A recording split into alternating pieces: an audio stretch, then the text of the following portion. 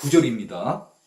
그때 예수께서 갈릴리 나사렛으로부터 와서 요단강에서 요한에게 세례를 받으시고, 네, 이렇게 돼 있습니다. 이렇게 돼 있습니다. 네, 그때라고 얘기를 하는 것은 그때는 어느 때를 얘기를 하냐면요. 지금 5절에 나와 있는 온 유대 지방과 예루살렘 사람이 다 나아가 자기 죄를 자복하고 요단강에서 그에게 세례를 받더라. 그렇죠? 예. 그 지금 세례를 받으면서 요한이 물세례에 대해서 얘기를 하고 또 이제 앞으로 너희들이 성령으로 세례를 받게 된다는 그런 얘기를 하고 있는 그때에 예수께서 갈릴리 나사렛으로부터 와서 이렇게 되어 있습니다. 네, 갈릴리 나사렛이라고 표현이 되어 있습니다. 네, 네. 그 당시에 이 예수라는 이름이 굉장히 많았다고 합니다. 그래서 특별히 이 그리스도이신 예수를 일반 사람들이 갖고 있는 이름과 구별하기 위하여 나사렛 예수 이렇게 표현한 24절에 나옵니다만은 24절에 나사렛 예수요 이렇게 얘기를 할 때 그 예수는 어떤 예수냐, 메시아로 오신 그 예수는 어떤 예수냐 그랬을 때 나사렛에서 사신 출신이신 예수님을 말하는 것이죠. 사실 정확히 예수님께서 탄생하신 곳은 어디냐면 베들레헴이죠. 그렇죠? 베들레헴이죠. 나사렛은 부모와 함께 살면서 예수님께서 공생애를 시작하기 전 한 30년 동안 살았던 그 실제 고향이라고 할 수 있습니다. 이 나사렛은요, 이 나사렛은 예루살렘으로부터 한 3, 4일, 적어도 한 3, 4일 걸리는 그런 정도의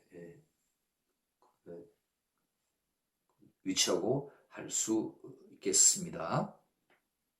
자, 그 예수께서 갈릴리 나사렛으로부터 와서 요단강에서 네, 세례 요한이 광야에서 하나님의 말씀을 전하고 또 그 세례 요한이 요단강에 가서 광야에서 전했던 그 세례를 직접적으로 행하고 그것을 들으신 예수님께서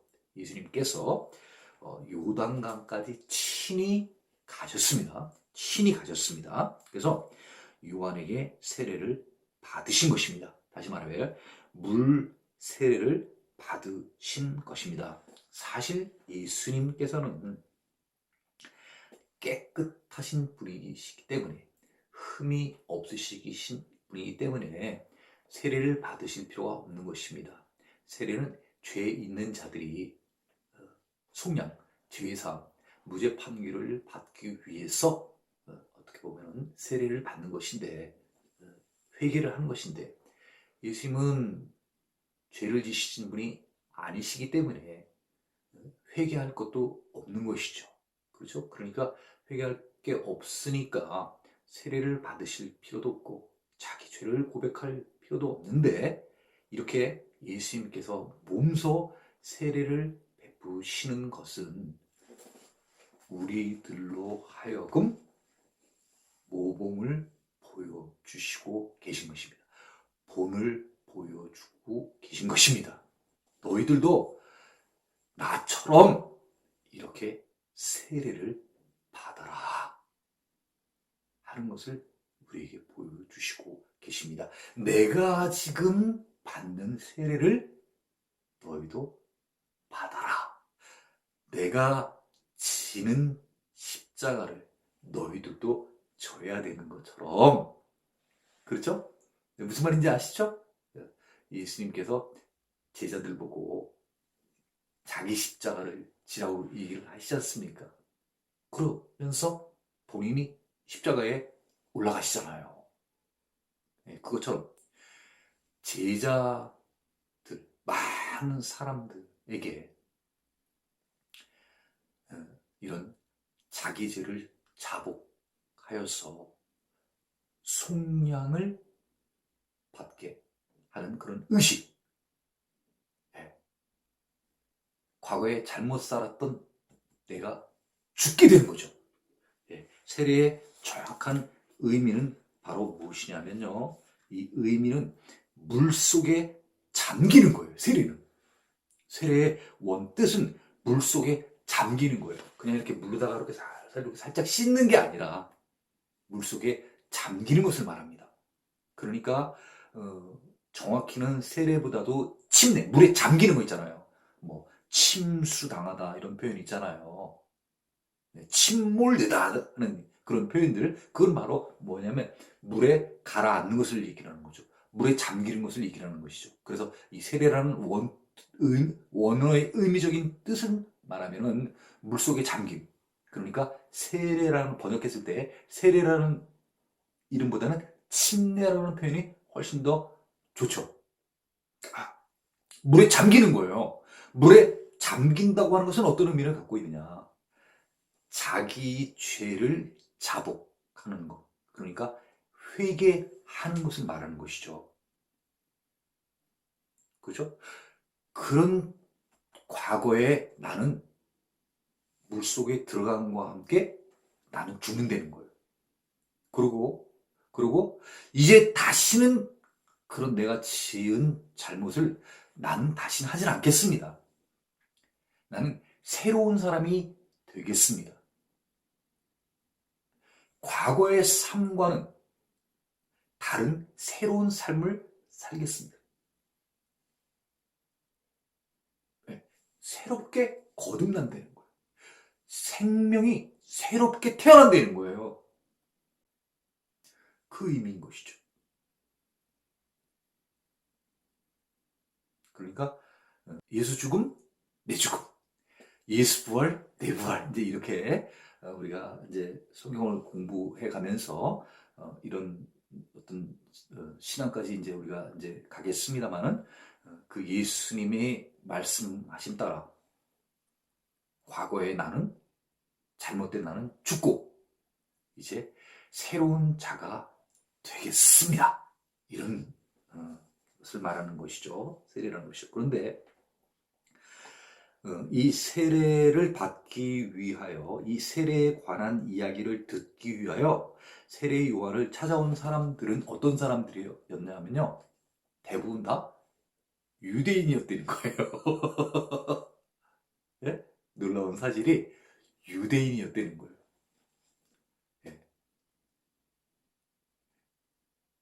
말라기 이후에 어떤 선지자들로부터 하나님의 말씀을 듣지 못했던 자들. 그렇죠? 이 유대인이었지만은 사실 그들의 삶은 이방인과 같이 살았던 그런 자들인 것이죠. 하나님의 말씀 없이 사는 거예요. 하나님 말씀을 들으면서 하나님과 함께 동행하는 삶을 살았어야 되는데, 유대인들은. 그런데 하나님 없이, 말씀 없이 살았던 자들입니다. 마치 이교도들, 무늬만 유대교인 사람들. 이런 사람들이 자기들이 그동안 하나님을 떠났던 것을 이제 회개하고, 저희 조상들은 그 하나님을 섬기면서 살았고, 또 우리의 조상들이 많은 하나님을 버리고, 버린 거 아니에요, 사실은? 버리고 하나님을 떠난 결과, 아수르에게 멸망당하고, 바벨론에게 멸망당하고, 메대와 바사의 지배를 받고, 페르시아의 지배를 받고, 헬라의 지배를 받고, 지금은 또 로마의 지배를 받는, 계속해서 어떻게 보면 악순환되어지고 있는 이런 하나님을 버린 결과로 말미암아 이들의 어떻게 보면 슬픈 역사가 있지 않습니까? 네. 바르게 살지 못한 거예요. 지도자가 없는 것이 가장 큰 이유일 수 있죠. 바벨론 시대 같으면 그래도 에스겔이 있었던 거 아닙니까? 다시 돌아왔을 때는 에스라 같은 이런 그 선지자들이 있었지 않습니까? 네. 아론의 후예리가 제사장이죠. 에스라도 그렇죠? 제사장 가문 아니겠습니까? 이런 자들이 있었어요.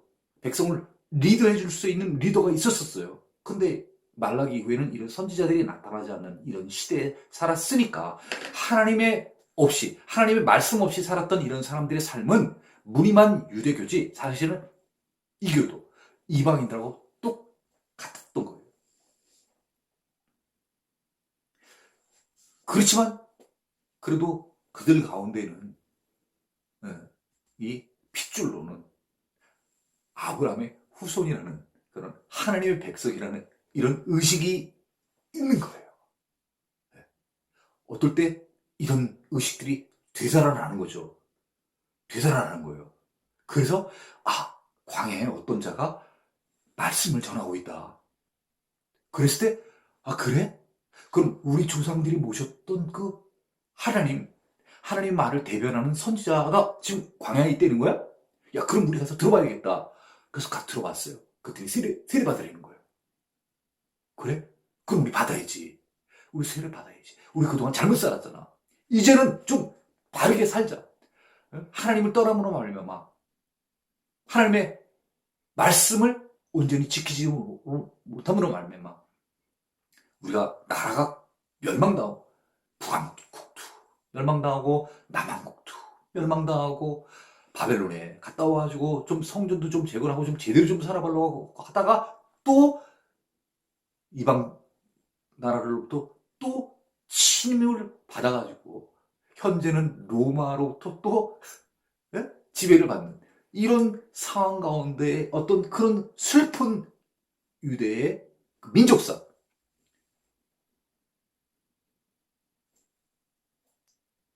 그래도 그런 가운데에서도 구약에 선포된 예언되어진 다시 그런 속박과 억압으로부터 애굽에서의 탈출과 같이 다시 이런 핍박으로부터 로마의 지배로부터 다시 좀 탈출시켜줄 그 메시아가 오기를 간절히 기다렸던 그의 그 기대, 그런 기대들이 말라기 이후에 대대손손 전해져 내려온 것입니다. 그래서 그들이 광야로 갔고 그들이 요단강으로 간 것입니다. 그런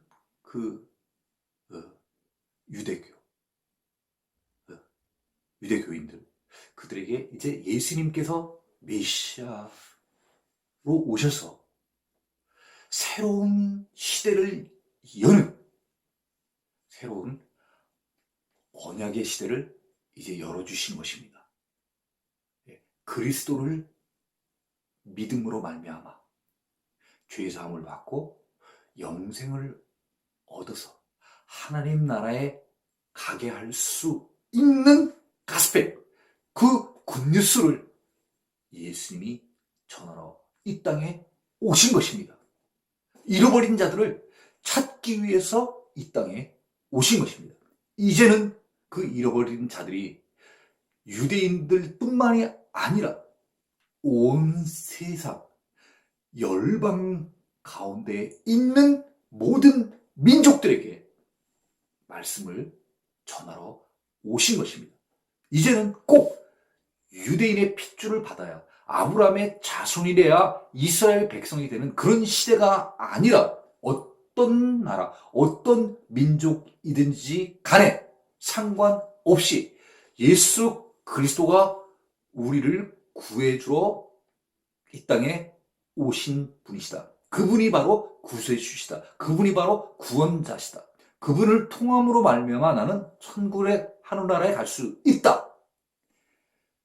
이것을 믿는 자들, 그 믿는 자들이 바로 기독교인들, 영어로는 크리스천이라고 하는 것이죠. 새로운 시대를 이제 열어가시는 거예요. 육적 이스라엘 백성의 시대에서 이제 예수 그리스도가 이 땅에 오심으로 말미암아 믿음으로 새로운 백성이 되어야 됩니다. 믿음으로 하나님의 자녀가 되어지는 새로운 세상이 열리는 거죠. 영적 이스라엘 선민 시대가 열리는 것이에요. 새로운 시대. 자, 갈릴리, 나사렛. 아까 한번 설명했죠? 갈릴리 설명했습니다. 갈릴리, 나사렛로부터 와서 요단강에서 요한에게 세례를 받으시고, 자, 몸소 예수님께서는 세례를 받지 않으셔도 되는 분임에도 불구하고 몸소 우리에게 본을 보이고자 물 세례를 지금 받으시고, 곧, 네, 이렇게 표현되어 있죠? 예, 곧, 물에서 올라오실새, 하늘이 갈라짐과 성령이 비둘기같이 자기에게 내려오심을 보시더니, 이렇게 표현되어 있습니다. 자, 성령이 비둘기같이 자기에게 내려오심을 보시더니, 자, 어느 때 성령이 비둘기같이 내려오는가 하면은요, 우리가 누가복음에 조금 더 자세하게 설명이 되어 있는데요. 누가복음 3장 21절입니다. 백성이 다 세례를 받을새 예수도 세례를 받으시고 기도하실 때 하늘이 열리며, 이렇게 되어 있습니다. 그러니까 백성들은 대부분 어떤 사람들입니까? 유대교인들. 메시아가 오기를 간절히 소망하였던 그 유대인들. 그 유대인들이 대부분 다 세례를 받았다는 거예요. 그러니까 많은 사람이 받았다는 것입니다. 그 세례를 받을 때 예수님도 몸소 갈릴리 나사렛에서 요단강으로 오셔서 예수님도 세례를 받으시고 기도하실 때 하늘이 열리며, 자, 하늘이 열리며 성령이 내려오시는 때, 그때 어떤 일이 있었습니까? 하늘이 열리고 성령이 임할 때, 그 전에 어떤 일이 있었습니까? 예수님께서 기도하셨다는 거예요. 기도하셨다는 거예요. 자, 10절 다시 한번 읽어보겠습니다. 곧 물에서 올라오실새 하늘이 갈라지는 거예요. 천지의 어떤 이상이 지금 일어나고 있는 것입니다. 하늘이 갈라졌다는 거예요. 우리가 땅이 이렇게 물이 갈라지는 건 우리가 봤어요. 그지? 모세가 지팡이를 이렇게 내밀자 홍해가 이렇게 쭉 갈라졌다는데, 우리 영화에서 보지 않습니까? 이렇게 쭉 갔더니 모세가 쭉 앞으로 내밀었더니 쭉 바닷물이 갈라지는 거 우리 봤지 않습니까? 그죠? 근데 여기서는 지금 하늘이 이렇게 막 갈라지더라는 거예요. 하늘이 갈라지더라는 거예요. 그러면서 성령이 비둘기같이 자기에게 내려오심을 보시되, 성령이 오는 것을 어떻게 된 거예요? 예수님께서 보셨다는 거예요. 왜? 보셨다는 거예요. 그러면 성령이 내려오심을 보셨다는 말은 다시 말하면 무슨 말이겠습니까? 성령 세례를 받으셨다는 거예요. 그렇잖아요. 성령님이 강림하셨다는 얘기예요. 누구한테요? 예수님께. 예수님께. 자, 참 아주 흥미진진한 아주 그런 중요한 아주 그 10절입니다. 10절입니다. 자, 세 번역으로 한번 읽어보도록 하겠습니다. 예수께서 물속에서 막 올라오시는데 하늘이 갈라지고 성령이 비둘기같이 자기에게 내려오는 것을 보셨다. 성령이 이렇게 임하는 것을 이렇게 보셨다는 것이죠. 그죠? 그러니까 예수님께서는 지금 물 세례를 받으시고 요한으로부터 받지 않아야 되는데도 불구하고 흠 없으신, 죄 없으신 예수님께서 우리에게 본을 보여주시기 위해서 너희들도 내가 가는 길을 따라오라 이거죠. 제자는 어떤 사람을 제자라고 얘기를 합니까? 스승이 가는 길, 스승이 하는 행동, 스승의 가르침을 배우는 자, 본받는 자, 그런 사람을 우리가 제자라고 얘기를 하지 않습니까? 그래서 제자는 어떤 사람이냐? 스승의 모든 것을 따라가서 스승과 같이 되고자 하는 자. 쉽게 얘기하면요. 우리 예수를 따르는 자들, I will follow Jesus 하는 자들, 그죠? 그러니까 우리 모두는 다 예수님을 따라야 되잖아요. 그런 자들은 예수님의 모든 것을 본받고 예수님께서 행하셨던 모든 것들을 우리는 다 따라가야 되는 거죠. 그렇죠? 그래서 그런 자들 추종자라고 얘기를 하지 않습니까? 따라가는 자. 요새 팔로우라고들 많이 쓰죠? 따르는 자들. 그래서 예수님이 물세례를 받으시면 우리도 물세례를 받고, 예수님이 성령세례를 받으시면 우리도 성령세례를 받고, 예수님이 고난을 받으시면 우리도 고난과 핍박을 받아야 되고, 예수님이 십자가를 지셨으면 우리도 십자가를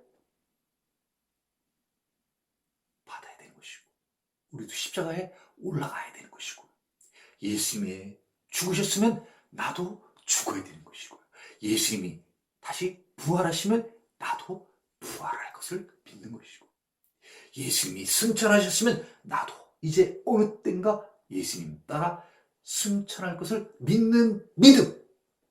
그 믿음이 어떻게 생겨나냐 그런 얘기죠. 어떻게 생겨나겠습니까? 말씀을 통하여서 생겨나는 것입니다. 말씀을 통하여서요. 네? 네.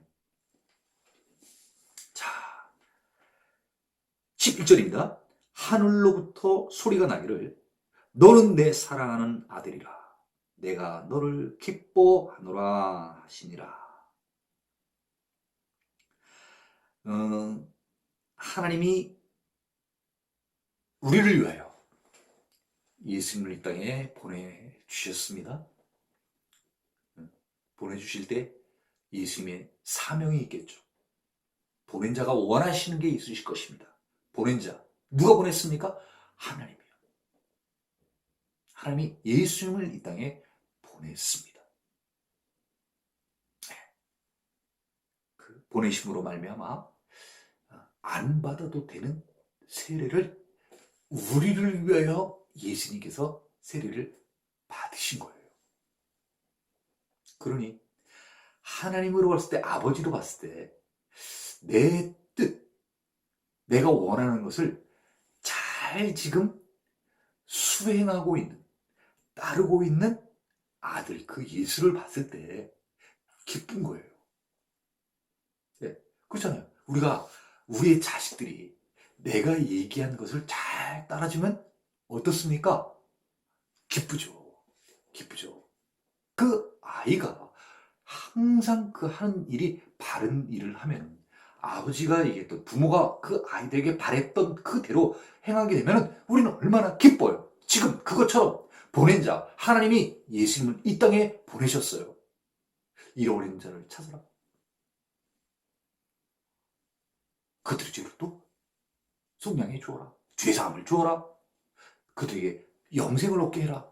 그들이 하늘나라에 갈 수 있게 해라. 하는 여러 가지 어떤 그런 명령들을 내주셨을 겁니다. 그 중에 하나, 자, 너는 세례를 받을 필요가 없지만 세례요한이 너한테 세례를 받으면 너한테 세례를 받아야 되겠지.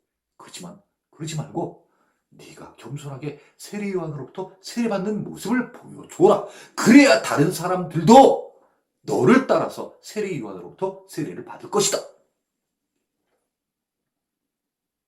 그래서 몸소 예수님께서 세례요한에게 세례를 받으시는 거예요. 하늘에서 하나님이 이렇게 지켜보시고는 흐뭇하신 거예요. 그리고 또 아까 그 누가복음에 봤더니 또 기도를 하시는 거예요, 또. 예? 예수님이 하나님께 기도했다는 거예요. 예? 또 기도까지 들으니까 얼마나 또 기분이 좋겠어요. 기도라는 게 오늘 뭐예요? 부모 자식으로부터 전화를 받는다든가 하는 그런 거 아니겠습니까? 기도가 바로 하나님과의 대화 얘기를 하는 거 아니에요, 대화. 쉽게 얘기하면. 기도가 꼭 뭐 어렵게 생각하지 마시고요. 우리 사람끼리 얘기 나누는 걸 그냥 대화라고 얘기를 하시면은, 하나님과 우리가 대화하는 걸 뭐라고 얘기를 한다고요? 기도. 그렇게 생각하면 쉽잖아요. 그러니까 기도할 때 절대 어렵게 하지 마세요. 우리가 부모님한테 어떤 것을 얘기하는 것처럼 그렇게 편하게 대하세요. 하나님을 좀 편하게 대하라고요. 무슨 말인지 이해 가시죠? 네, 편하게. 네, 편하게. 하늘로부터 소리가 나기를 너는 내 사랑하는 아들이야. 내가 너를 기뻐하노라. 이렇게 되어 있습니다. NIV 영어 성경을 보면은 NIV 영어 성경에 이렇게 되어 있습니다. You are my son. You는 바로 예수님을 얘기하는 거죠. You are my son. 너는 내 아들이라는 거예요. 근데 그 아들은 어떤 아들이냐 하면요. 목적격으로 표현이 되어 나오는데 whom I love 이렇게 돼 있어요. whom I love. 너는 son은 son인데 어떤 son이냐? 어떤 아들이냐 이거죠. I love. 내가 사랑하는 아들이라는 거예요. 우리 성도 여러분들은 본인들의 아들을 사랑하십니까? 네, 아들들을 사랑하십니까? 네. 하나님께서는 자기 아들이 사랑스럽다고 지금 얘기를 하고 계십니다. 왜 사랑스러울까요? 아버지의 원하는 것. 아버지가 아들에게 시킨 것을 잘 지금 수행하고 있기 때문에 아버지가 봤을 때는 이 아들이 사랑스러운 거. 그러면 사랑스럽지 않을 때는 어떤 경우가 사랑스럽지 않을까요? 그러니까 사랑스럽지 않다. 다시 말하면 미워한다는 표현을 써볼까요? hate. 미워하다는 표현. 그럼 미워할 때는 어떤 경우에 우리가 미워하게 될까요?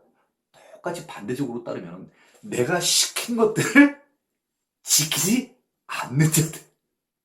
그런 자들은 하나님으로부터 사랑을 받는 게 아니라 미움을 받는 것이죠. 구약시대에 북이스라엘 남유다 백성들, 이들은 하나님의 말씀을 따랐던 자들입니까? 따르지 않았던 자들입니까? 따르지 않았던 자들입니다.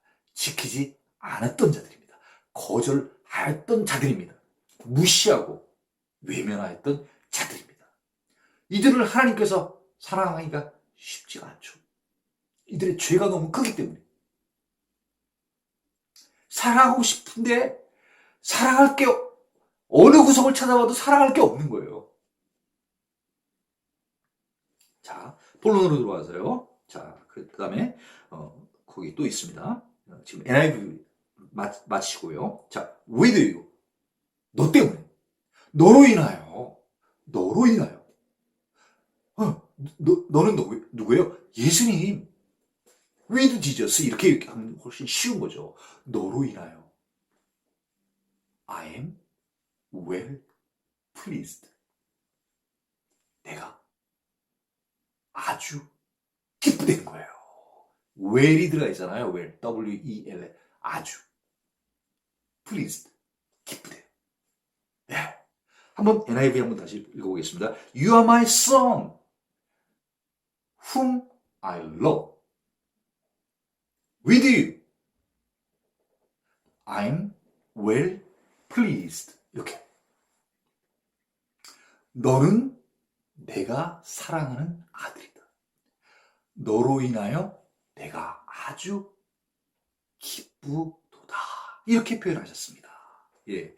예수님을 땅에 보내셨는데 그 예수님께서 맡은 역할, 임무를 잘 수행을 하니까 하늘에서 봤을 때, 지상에서 이 예수님이 행하시는 모든 이런 일들이 하나님 보시기에 흡족한 거예요.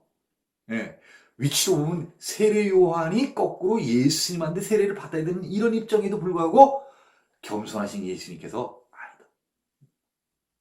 내가 나에게 세례를 베풀어라. 이렇게 해서 세례 요한으로부터 세례를 받게 되잖아요. 예수님이 세례를 받으신다. 내 뒤에 오시는 그 이가 나로부터 세례를 받는 거예요. 그런 많은 그 모습들을 주변 사람들이 보았을 때 그 주변에 있는 사람들도 세례를 요한으로부터 받지 않았겠습니까?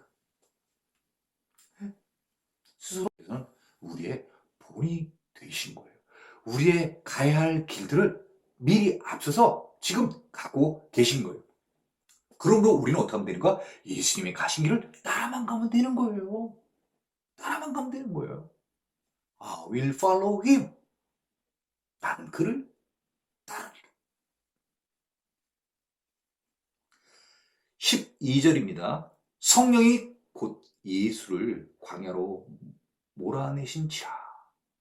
자, 성령이 저 밖에 계신 분입니까? 아닙니다. 성령 조금 전에 어떻게 됐습니까? 성령이 지금 비둘기같이 자기에게 내려오심을 보시더라. 성령이 지금 예수님께 어떻게 됐어요? 임했어요. 멀리 있는 성령님이 아닙니다. 하늘에 계신 성령님이 아닙니다. 세례를 받음으로 말미암아 하나님께 기도함으로 말미암아 하늘이 열리고 성령이 비둘기같이 예수님께 임했다는 거예요. 그러면 예수님 마음 가운데 무엇이 지금 들어와 있는 것입니까? 성령님이 안에 와 계신 것입니다. 그 예수님 마음 가운데 오신 성령이 예수를 광야로 몰아내신지라. 인도하셨던 것이죠. 이끌어내셨다는 거예요. 이끌어내셨다는 거예요. 네, 어떻게 보면 훈련받으러 어떻게 보면 또 이끌어 가신 거예요. 그러면 예수님의 지금 이것을 보면서 우리의 삶도 어떻게 돼야 되는 거죠? 우리도 성령님을 모시게 되면 성령님께서 우리의 삶을 이끌어 가시는 거예요. 우리도 이런 삶을 살라고 지금 하고 계신 것입니다. 자, 12절 성령이 곧 예수를 광야로 몰아내신지라. 12절 자, 세 번역으로 보면 이렇게 되어 있습니다. 그리고 곧 성령이 예수를 광야로 내보내셨다. 예. 예. 하나님의 뜻 가운데, 하나님의 생각, 하나님의 마음, 하나님의 계획, 하나님의 섭리, 하나님의 의도 가운데에 성령님이 예수님을 광야로 내보내셨다는 거예요. 이제 광야에 어떤 것이 지금 예비되어 있습니까? 계획되어 있습니까? 사탄과의 시험이 지금 예비되어 있습니다. 준비되어 있습니다. 자, 광야에서 40일을 계시면서 사탄에게 시험을 받으시며, 예, 그 자세한 내용은 다른 복음서에 나와 있습니다.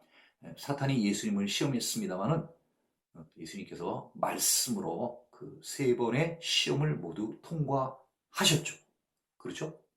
예, 우리의 육신에 조장되어지는 아담은 에덴 동산에서 하나님께서 아담에게 네가 저 선악과를 먹으면 정령 죽으리라 말씀하셨습니다. 죽음에 이르게 하는 그 선악과에 대해서 그 중요함을 왜 하나님께서 아담에게 한 번만 얘기를 했겠습니까? 제가 볼 때는 많이 얘기했을 거예요. 야, 아담아, 너 다른 건 다 먹어도 괜찮은데 저 동상 중앙에 있는 선악과는 절대 먹으면 안 된다. 알겠니? 절대 먹으면 안 돼. 그거 먹으면 어떻게 돼? 너 죽어. 알았지? 아담아, 알았니? 예, 알았습니다. 정신 차려. 저거 먹으면 절대 안 된다, 아담아. 내가 분명히 얘기했다. 아담, 내가 뭐라 그랬지? 저 안에 다른 것들은 다 먹어도 괜찮은데 선악과는 절대 먹지 말라고 얘기하셨습니다. 왜 그러냐면 선악과를 먹으면 제가 죽는다고 얘기하셨습니다. 저 절대 선악과 먹지 않겠습니다. 아마 이렇게 확실하게 다짐까지도 받았을 거예요. 그런데 그렇게 하나님으로부터 경고의 메시지를 들었는데도 불구하고 그 천은 방어벽이 조금씩 뱀이 와가지고 찌르기 시작을 하더니 결국은 어떻게 됐습니까? 벽이 허물어져 버린 거예요. 그리고 결국은 선악과를 먹게 되지 않습니까? 그래서 결국은 죽게 되지 않습니까? 그렇죠? 네. 사단이 아담을요 꼬셔서 넘겨뜨린 거예요. 그 결과가 뭐예요? 영원히 살 수 있었던 아담을, 영생을 누릴 수 있었던 아담을요 선악과를 먹게 함으로 말미암아 죽게 만들었어요. 죽게 만들었어요. 그렇죠? 네. 하나님으로 입장에서 봤을 때는 너무 속상한 거예요. 내가 그렇게 얘기를 했는데 저거 먹으면 정령 죽는다고 내가 그렇게 얘기를 했는데도 불구하고 뱀의 유혹에 넘어가서 선악과를 먹음으로 말미암아 결국은 죽게 된 거예요. 이제 하나님께서는 이제 예수님을 이 땅에 보내심으로 말미암아 죽게 되었던 하나님의 자녀들을 다시 이제 살게 하는, 영생시키고자 하는 하나님의 구속사, 하나님의 뜻, 하나님의 마음, 하나님의 생각, 하나님의 계획, 하나님의 섭리, 하나님의 의도, 그것이 무엇이냐면 바로 인류 모두를 위한 구원사, 예수 그리스도를 위한 구속사를 준비해 놓으신 것입니다. 그 사단으로부터 어떻게 보면 패하였던 그런 1차 전쟁, 그 1차 전쟁에서 이제 예수 그리스도를 보내심으로 말미암아 두 번째 싸움에서는 결국은 어떻게 하신 거예요? 말씀으로 사탄의 미혹과 유혹을 물리치신 것입니다. 승리하신 것입니다. 이제 예수 그리스도를 믿으면요 죽지 않습니다. 사탄의 말을 믿음으로 말미암아 어떻게 됐어요? 죽게 됐어요. 영원히 살 수 있었었는데 사탄이 꽤 넘어가가지고 죽게 됐어요. 근데 예수님으로 말미암아 이제 예수님의 말을 다시 따름으로 말미암아 죽게 되었던 우리가 이제 다시 에덴 동산에 살았던 것 같은 영생할 수 있는 삶을 살게 된다는 것이죠. 어디에서요? 신천지, 새로운 도래하는 하나님의 나라에서는 에덴 동산의 삶과 같이 이제 하나님의 백성들이 다 영생할 수 있는 그런 새로운 나라를 하나님께서 계획하신 거예요.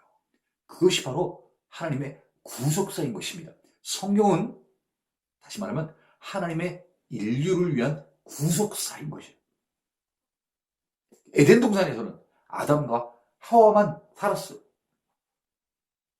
하나님과 그때 하나님도 거기 계셨으니까. 그죠? 셋만 사는 거예요. 근데 이제 새롭게 꿈꾸시는, 준비하시는, 계획하시는 하나님의 나라는 하나님과 이제 그 하나님이 보내신 예수 그리스도를 믿는 모든 백성들, 영접하는 자, 곧 그 이름을 믿는 자들에게 자녀가 되는 권세를 주셨다고 하지 않습니까? 예수 그리스도를 영접하면 하나님의 자녀가 되는 거예요. 그래서 새로운 하나님의 나라가 우리에게 오는 것입니다.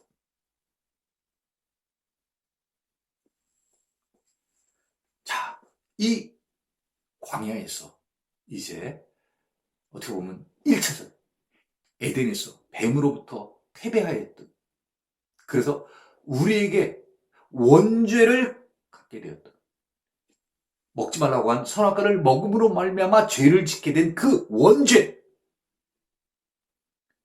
그 원죄를 예수님께서 없애 주신 것입니다. 사단을 물리치신 것이에요. 말씀으로. 자, 그래서 시험을 받으시며 다 이겼습니다. 말씀으로 이겼습니다. 그리고 이제 자, 들짐승과 함께 계신 광야에는 사람이 살질 않습니다. 무엇이 있습니까? 이 들짐승들이 있습니다.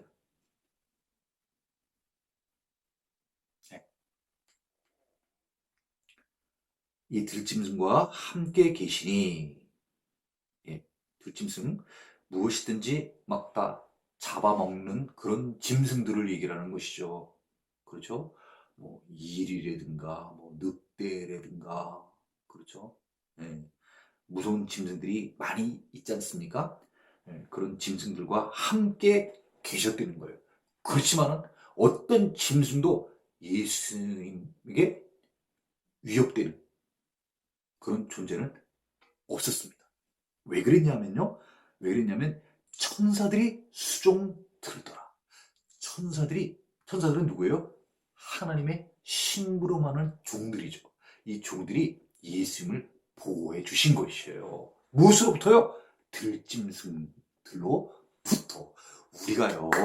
우리가요, 말씀을 잘 공부를 해놓으면 예수님께서 사탄을 이길 때 말씀으로 우리가 이긴 것처럼 우리에게도 지금 오늘날도 사탄, 마귀, 이런 귀신들이 우리를 호시탐탐 노리고 있지 않습니까? 그때 우리가 이 사탄을 이길 수 있는 방법은요, 우리가 총으로 이기는 것도 아니고 칼을 준비해서 칼로 그들을 무찌르는 것도 아니고 우리가 말씀으로 그들을 이겨야 되는 것입니다.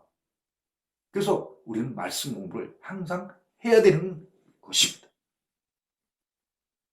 네. 자, 그리고 우리가 이렇게 말씀 공부를 잘 해 놓으면요, 오늘날 지금 이 들짐승과 같은 우리 주변에서 많은 우리를 노리고 있는 이런 나쁜 것들, 그런 것들과 우리가 함께 지금 공존을 하고 있지만은, 지금 천사들이 예수님을 수종드는 것처럼, 섬겨주는 것처럼, 보호해주고 있는 것처럼, 천사들도 하나님 믿는 우리들을 보호해 주실 것입니다. 우리가 하나님을 의지하면, 우리가 하나님을 신뢰하면은, 우리가 하나님을 신뢰하고 의지한다는 표현이 바로 왼쪽 표현이 무엇이겠습니까? 하나님을 위하여 찬양하고, 하나님을 경배하고, 늘 말씀을 죄하러 묵상하고, 늘 하나님과 교제하며 기도하며 사는 삶, 그런 삶을 우리가 살 때 하나님께서는 그의 심부름하는 종들인 천사들을 보내어서 우리를 보호해 주시는 것입니다. 우리를 위로해 주시는 것입니다. 자, 13절 새 번역으로 한번 읽어 보겠습니다.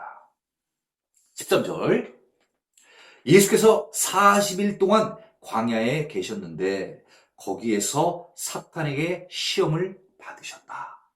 예수께서 들짐승들과 함께 지내셨는데 천사들이 그의 시중을 들었다. 이렇게 되었습니다. 네. 그래서 예수님께서 광야에 계시면서 사탄에게 시험을 받으셨어요. 그 시험을 통과하셨습니다.